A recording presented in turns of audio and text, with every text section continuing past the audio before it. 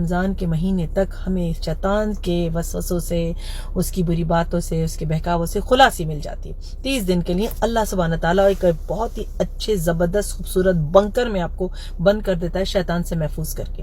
اور اب صرف کہاں رہ جاتی ہے لڑائی؟ وہ ہے آپ کا اپنا نفس، وہ آپ کے اپنے اندر کی لڑائی، آپ کے قرین سے لڑائی، آپ کی اپنی اندر خود کی جنگ۔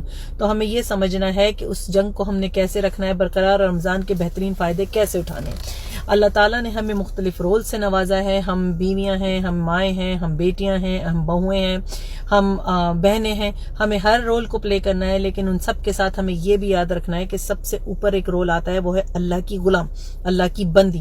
تو سب سے پہلے آپ اللہ کی بندی ہیں میری بہنوں، اور ہمیں یہ یاد رکھنا ہے کہ اللہ کا بندہ یا اللہ کی بندی سب سے پہلے اللہ کو خوش کرنے کے کام کرتا ہے، اللہ تعالیٰ کو منانے کے کام کرتا ہے۔ تو اس رمضان ہمیں نہیں معلوم کہ دوسرا رمضان ملے گا یا نہیں، ہمارے نصیب میں ہوگا یا نہیں، تو اس رمضان پورا فوکس کریں اللہ کو منانے میں، اس رمضان پورا فوکس کریں کہ اپنی دنیا اور آخرت سدھار لیں۔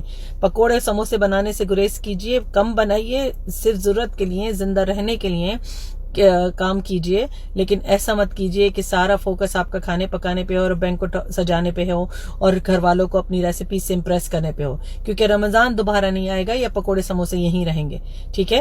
تو آپ کو یاد رکھنا ہے کہ رمضان کو ہم نے اللہ کو منانے کے لیے استعمال کرنا ہے، اس رمضان سے دوبارہ موقع ہمیں ملے گا نہیں۔ تو اس رمضان اپنا فوکس اپنے اوپر رکھیے، اللہ تعالیٰ کی ربوبیت پہ رکھیے، اللہ تعالیٰ کو منانے پہ رکھیے، اور سب سے زیادہ دوسرا فوکس رکھیے قرآن سے اپنی خلاصی اور اپنی نجات اور تعلیم حاصل کرنے پہ۔ السلام علیکم۔